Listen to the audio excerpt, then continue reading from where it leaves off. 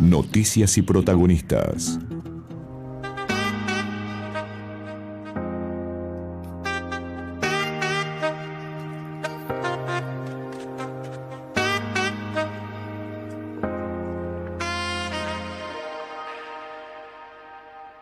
Buenos días, José Luis.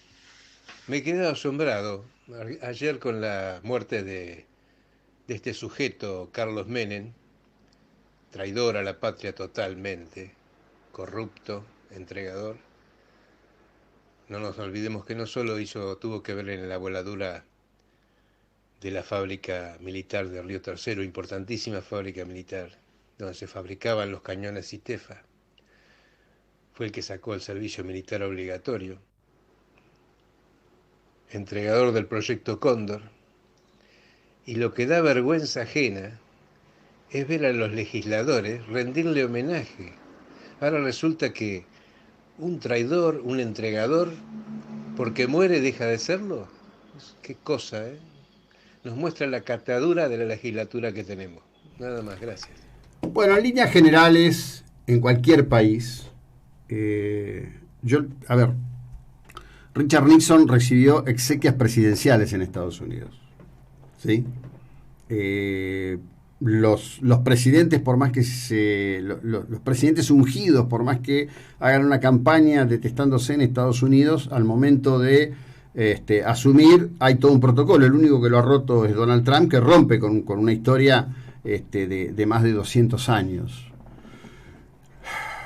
Hay una cuestión muy profunda con el tema de la muerte, evidentemente.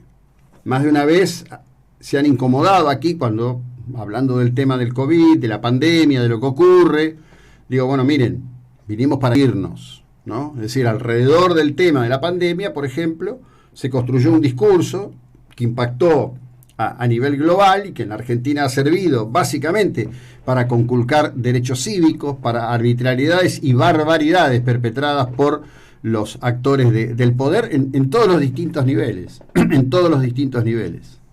Y sin embargo, vemos que en un momento, por ejemplo, como el que estamos viviendo, con una mayor apertura, con una mayor circulación, después de un pico que hubo que se produjo por condiciones del mes de diciembre, reproducido en el mes de enero, el descenso de la cantidad de casos en el país es permanente y en Mar del Plata es muy significativo, pero eso ya me llevará a otro capítulo.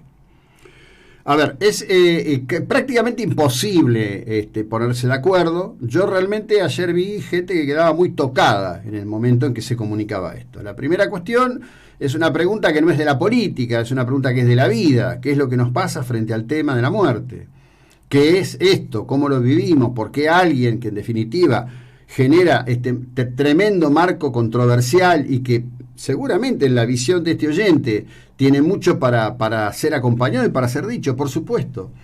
Ayer hablando con algunos amigos, digo y cito, Menem fue el que dijo ramal que para, ramal que cierra, y se produjo un fenómeno de destrucción de los ferrocarriles en la República Argentina. Algunos caen en lectura simple y dicen, bueno, eso lo que pasa es que fue un acuerdo con Moyano. La verdad que yo creo que fue una ausencia de visión estratégica de la República Argentina. Porque además el peronismo tenía todo un tema ideológico en contra de los ferrocarriles, por los ingleses, por una cantidad de cosas que realmente demostraron con el correr de los años que no tenían mérito, que no eran acertadas, que fue un error estratégico, que hoy nos cuesta barbaridades. Repaso un dato que di la semana pasada: el transporte de mercaderías en la Unión Europea tiene una incidencia del 7% en el precio final del producto. En Argentina es del 23%, ¿sí? Y además todo se complica, porque hay, por supuesto, una situación de abuso de poder por parte de Moyano, por parte de esa estructura. Pero la otra cuestión que recién citaba, y citaba muy bien el oyente, fue la cuestión a partir de lo que se dio del fallecimiento del soldado Carrasco.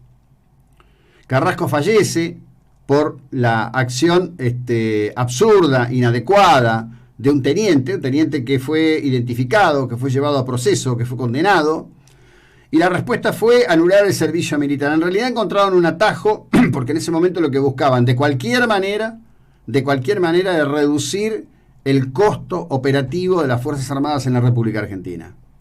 Y por supuesto que también se cedió y se concedió, ¿sí?, parar el proyecto del misil Cóndor. Recordemos el episodio del misil Cóndor. El misil Cóndor tenía un desarrollo que había comenzado con Alfonsín, que siempre tuvo una vinculación con Egipto y con Irak, pero arrancó cuando Irak era visto con paciencia por Estados Unidos, porque aparecía Saddam Hussein como el hombre que podía destruir al régimen de los mulá en Irán, lo cual llevó a estas dos naciones a una larga guerra de 8 años con millones de muertos, de la que por estas tierras poca idea se tiene. Hollywood no se ha ocupado de esas guerras, así que poca incidencia cultural masiva tiene la existencia de las mismas y la muerte de millones de iraníes y millones de iraquíes en una guerra que terminó en empate.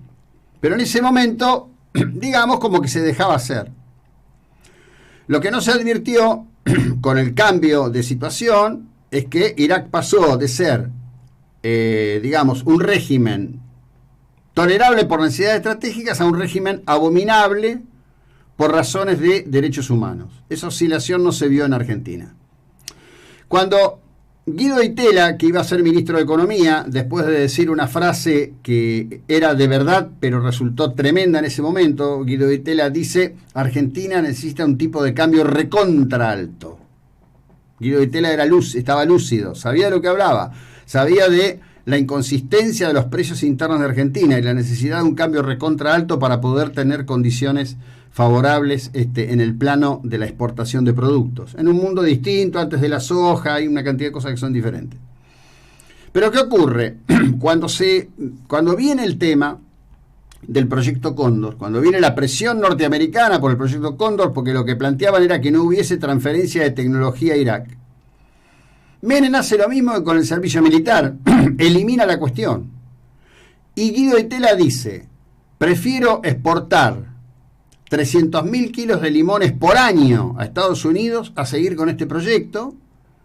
Y por supuesto todavía estamos esperando poder exportar limones a Estados Unidos, cosa que se hace con cuentagotas, porque los lobbies internos de los productores del estado de la Florida básicamente siempre han funcionado bien para complicar las exportaciones desde Argentina.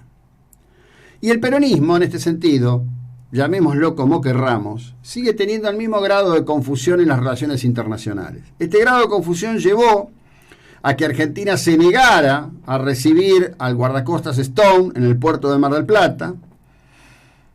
Los estadounidenses eligieron una salida elegante, dijeron que bueno, que el problema era el calado para que entrase el guardacostas Stone. El calado del guardacostas Stone no es superior a ninguno de los cargueros que están entrando portacontenedores en Mar del Plata, por lo cual podría haber entrado perfectamente.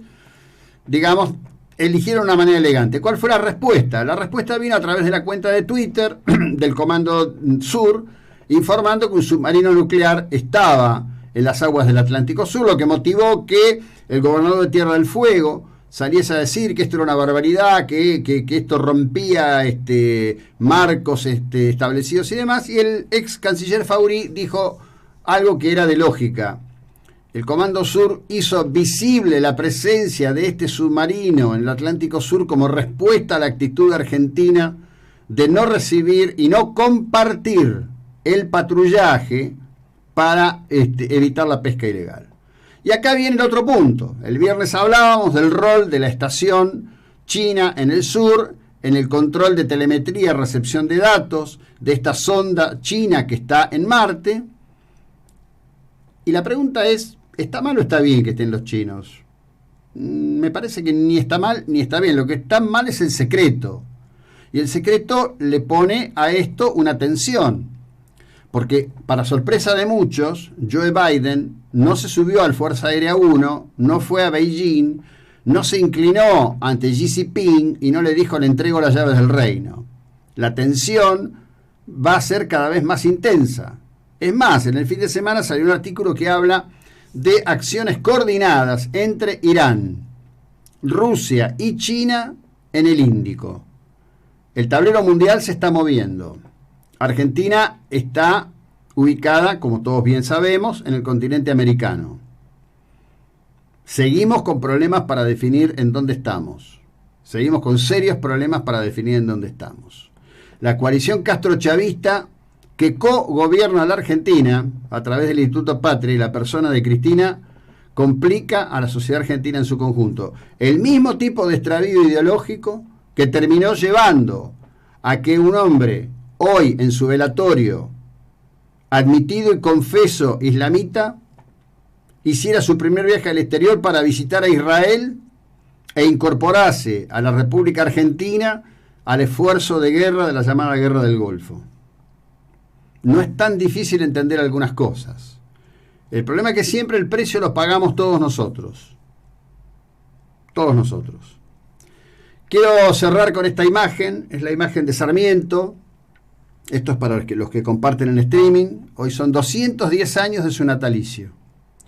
De un hombre extraordinario que también, por supuesto, como ser humano tuvo sus claroscuros, pero que tuvo el pensamiento, la decisión, la calidad y la intención de construir la Argentina en la que estamos, la Argentina en la que vivimos, con la idea clara de que la escuela, con la idea clara de que el estudio construye ciudadanía.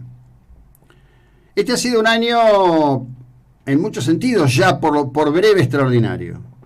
No van a empezar las clases porque los dirigentes docentes se convencieron de que tienen que hacerlo. Van a empezar porque los padres se pusieron en primera línea a decir que la educación tiene que ser esencial. Hombre, pueblo, nación, Estado, todo está en los humildes bancos de la escuela. Así lo veía, así lo decía y así lo hizo Sarmiento. Ya continuamos.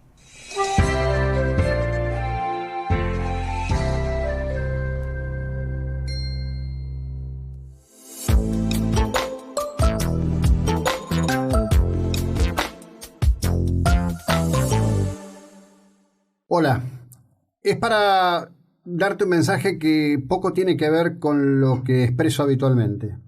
Estamos en una situación, en un contexto que no requiere demasiadas explicaciones, todos lo atravesamos. El mercado publicitario en la Argentina y en el mundo está literalmente implosionado. Te estamos pidiendo que nos acompañes a sostener esta estructura que permite llevar adelante esta tarea periodística que implica, como bien sabes, romper el cerco informativo, publicar lo que otros no publican y decir lo que muchos callan. Sin publinotas, sin compromisos con el poder político, sin compromisos con el poder. Esta contribución es para poder sostener ese criterio de independencia periodística. Contamos con vos. Desde ya, muchas gracias.